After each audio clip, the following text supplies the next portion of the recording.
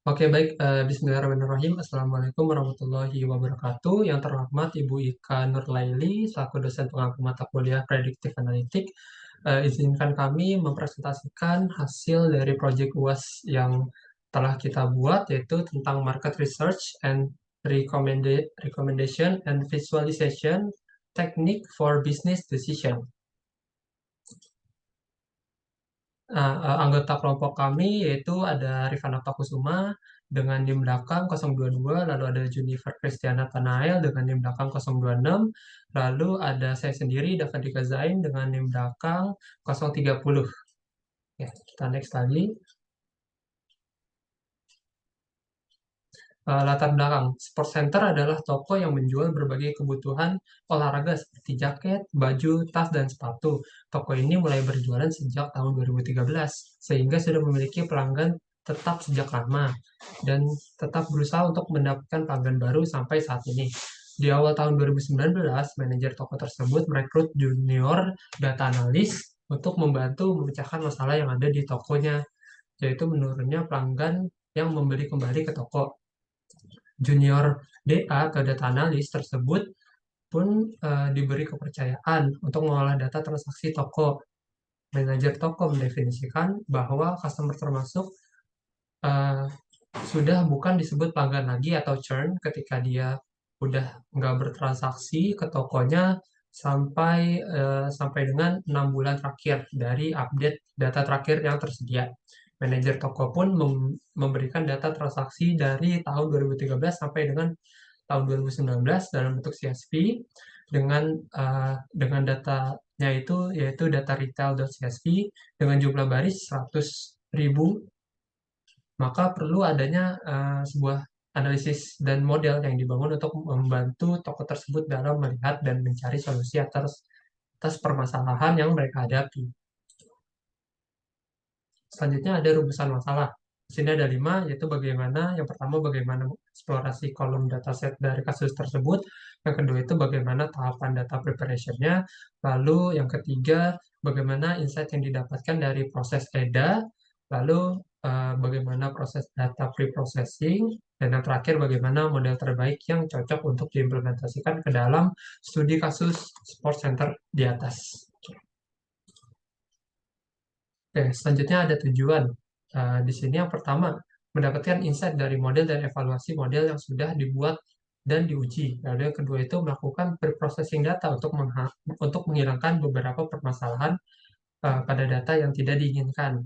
Lalu mengekspor data dengan melihat kolomnya atau labelnya untuk dijadikan analisis sesuai dengan kebutuhan case. Lalu yang keempat, itu melakukan preparation dengan menentukan apa saja yang dibutuhkan dalam analisis sebelum menentukan model yang ingin dibuat kita.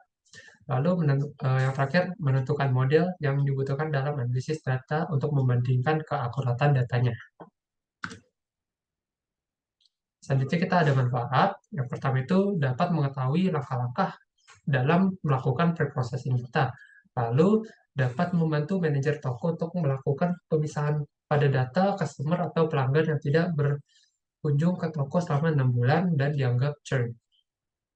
Lalu dapat menghasilkan solusi yang berguna untuk mempertahankan pelanggan lama maupun customer baru agar menjadi pelanggan yang tetap kita. Selanjutnya di sini kita ada beberapa tahapan dari proses prediksi yang kita lakukan, yaitu yang pertama step 1 kita eksplorasi data kolom dataset. Lalu yang kedua itu data preparation. Lalu yang ketiga itu kita ada data preprocessing. Lalu yang keempat itu ada EDA atau exploratory data analysis. Lalu yang terakhir step 5 itu ada modeling. Kita masuk ke step 1. Step pertama yaitu eksplorasi kolom dataset. Jadi pada dataset kita itu memiliki beberapa field, yaitu ada nomor, ada row 6, ada customer ID, product, first transaction, last transaction, average transaction amount, lalu yang terakhir ada count transaction gitu. Bisa dilihat pada gambar yang di sebelah kanan, Itu untuk sintaks untuk menampilkan kolom yang ada di dataset kita. Kita bisa tulis dengan df.columns. Nanti bisa tampil seperti berikut gitu. Lalu yang di bawah ini tampilan output 5 record data teratas dari dataset yang kita punya gitu. Untuk selanjutnya akan dijelaskan oleh rekan saya. Oke, selanjutnya di sini ada data preparation.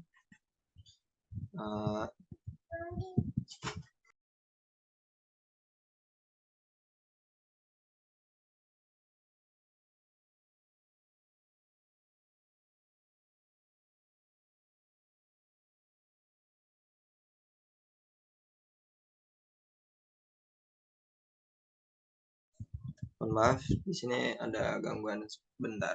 Oke, kita lanjutkan saja ya. Di sini ada import data dengan menyisipkannya pada variabel df dengan menggunakan read_csv karena data yang digunakan berformat CSV.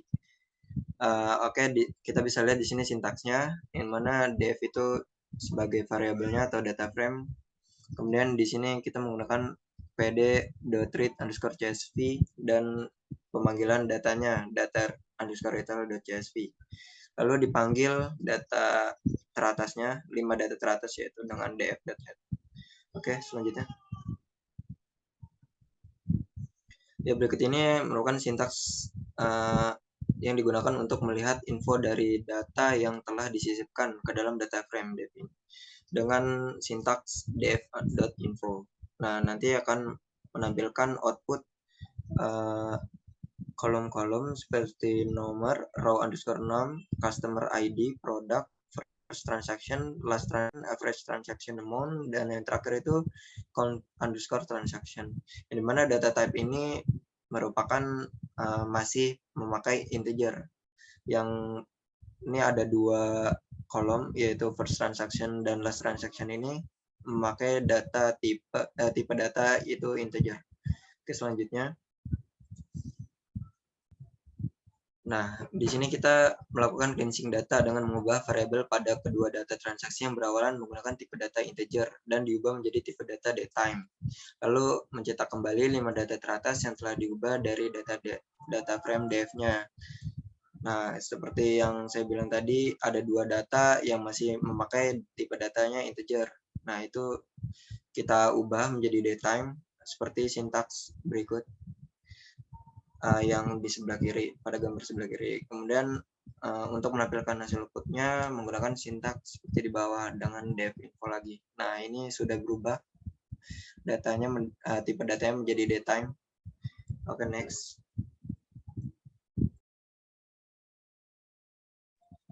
Ya, berikut ini churn customer ini merupakan data presentasi pelanggan yang telah berhenti menggunakan produk dan layanan bisnis selama kurun waktu 6 bulan dan dilakukan pengecekan nilai max pada transaksi terakhir.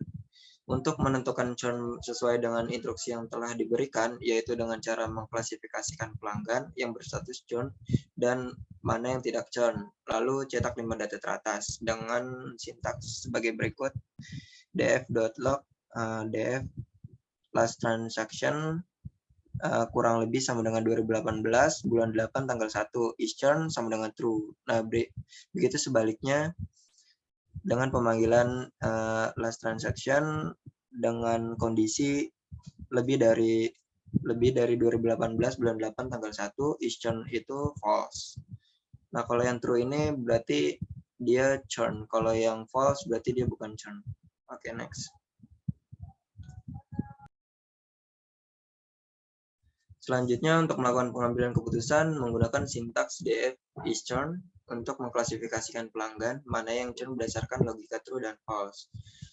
Kalau benar, berarti konsumen yang transaksi terakhirnya terjadi sebelum 1 Agustus 2018. Nah, kalau salah, konsumen yang transaksi terakhirnya terjadi setelah 1 Agustus tahun 2018. Seperti pada gambar berikut outputnya. Oke, next.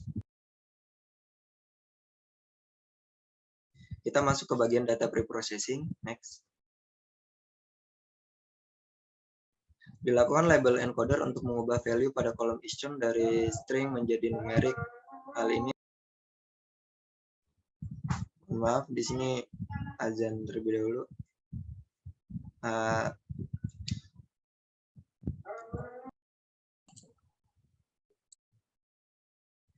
Oke, baik, kita lanjut. Ya, berikut ini kita melakukan label encoder untuk mengubah value pada kolom is_churn dari string menjadi numerik.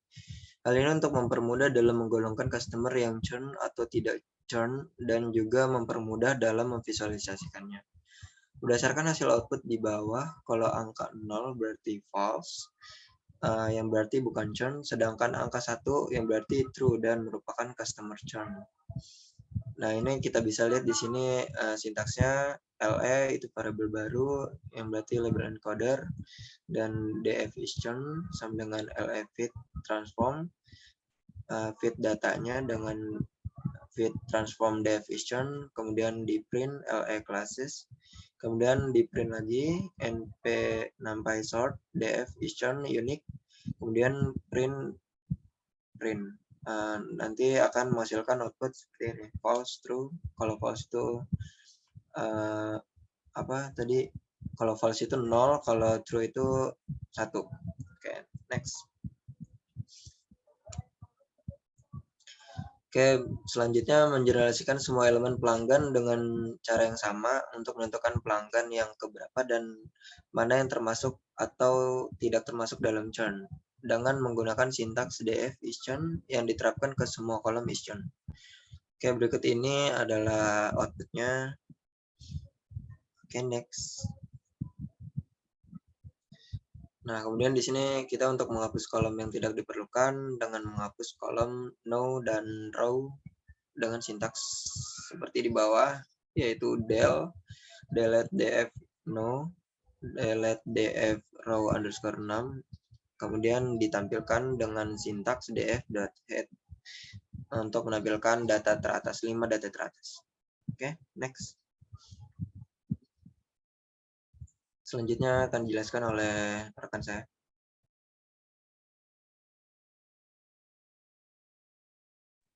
Selanjutnya ada exploratory data analysis atau EDA. Selanjutnya, next.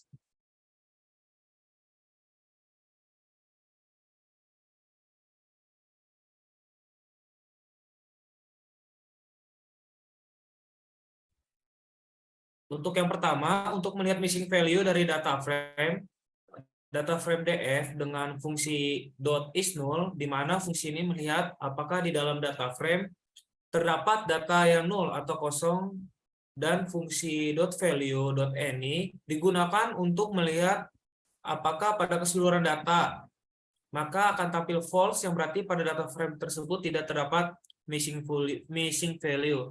Sintaksnya adalah sebagai berikut, bisa kita lihat df.isNull buka kurung tutup kurung .value.any buka kurung tutup kurung dan menghasilkan output false. Selanjutnya ada sintaks yang digunakan untuk melihat apakah terdapat duplikasi data atau tidak dengan fungsi .duplicated, dan parameternya adalah keep sama dengan false untuk menampilkan seluruh baris yang terdapat duplikasi seperti pada gambar di bawah. Kita bisa menggunakan sintaks df buka kurung df.duplicated buka kurung keep sama dengan false. Maka hasilnya akan seperti di gambar berikut ini. Selanjutnya, kita akan menggunakan fungsi .valueCount untuk menghitung besar jumlah data duplikasi yang ada pada data frame DF. Terlihat berdasarkan output tersebut hanya menampilkan false saja, berarti pada data frame tersebut tidak terdapat sebuah duplikasi data. Kita bisa menggunakan df.duplicated.value_count buka kurung tutup kurung, maka hasilnya akan seperti berikut. Next.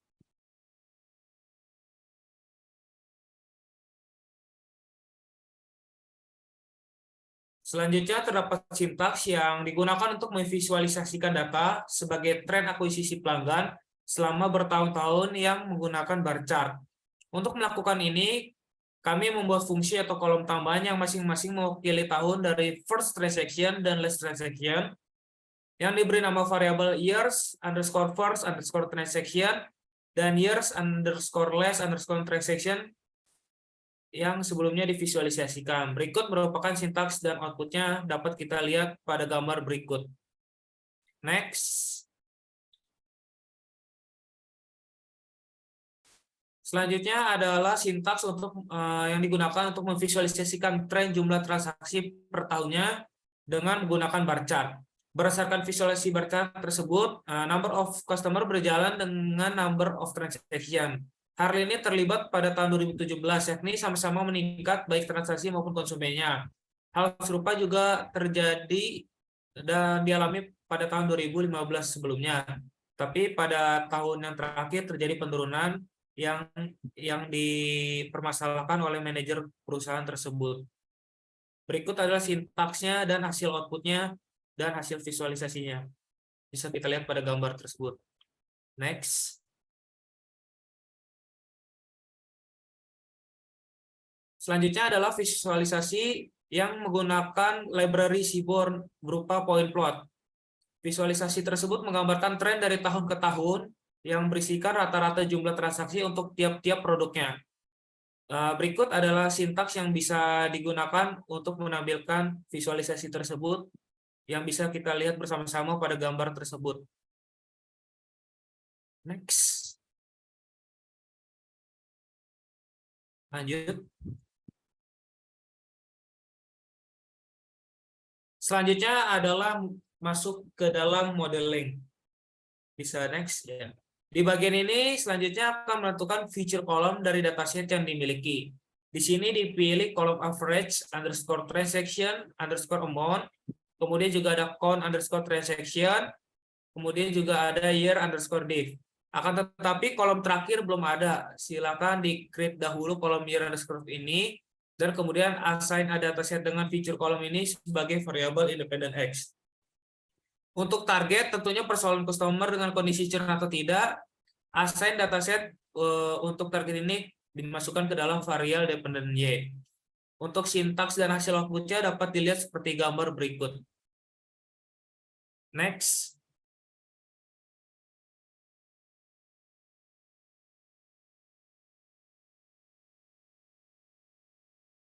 Selanjutnya, setelah variabel independent X dan variabel independent Y selesai dibuat, berikutnya kita akan split atau memisahkan variabel X dan Y ke dalam data training dan data testing.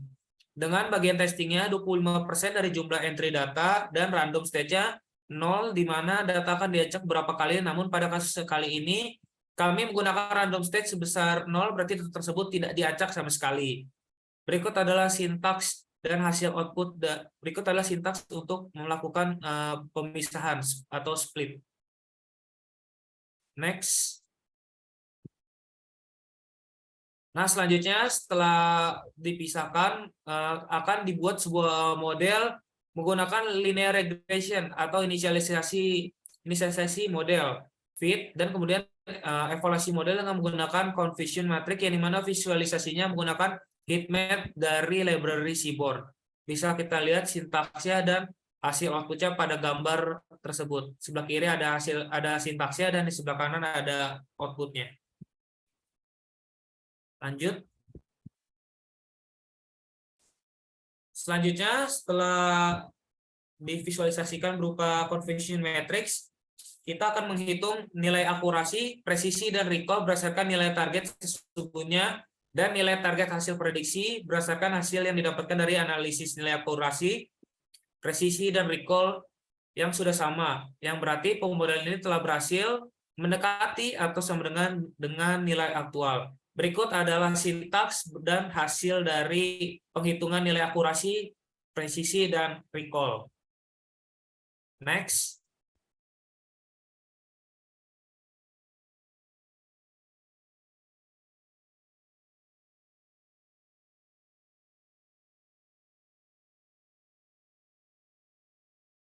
Jadi bisa disimpulkan setelah melakukan penelitian terhadap data retail ini adalah terjadi peningkatan dan penurunan transaksi di setiap tahunnya. Dan yang penurunan paling signifikan terjadi pada tahun 2019, yang sebelumnya pada tahun 2018 jumlah customer masih sangat tinggi. Oleh karena masalah tersebut, hasil analisis data yang didapat pada penelitian kali ini dapat digunakan untuk menjadi referensi solusi-solusi bisnis bagi perusahaan tersebut, khususnya membantu memanajer toko untuk kembali berinovasi dan berkreasi agar pelanggan tersebut kembali ke tokonya. Selain itu juga penelitian ini dapat membantu junior data analis untuk membantu menyelesaikan permasalahan tersebut dengan cara membuat semua model dan visualisasi dari data tersebut.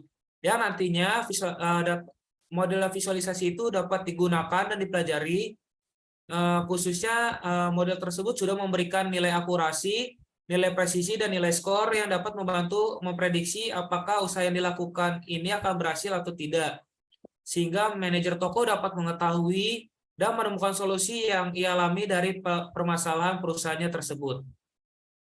Next.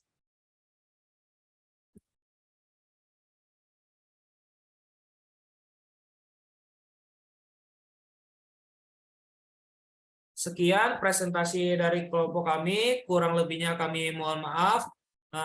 Atas perhatiannya kami ucapkan terima kasih. Wassalamualaikum warahmatullahi wabarakatuh.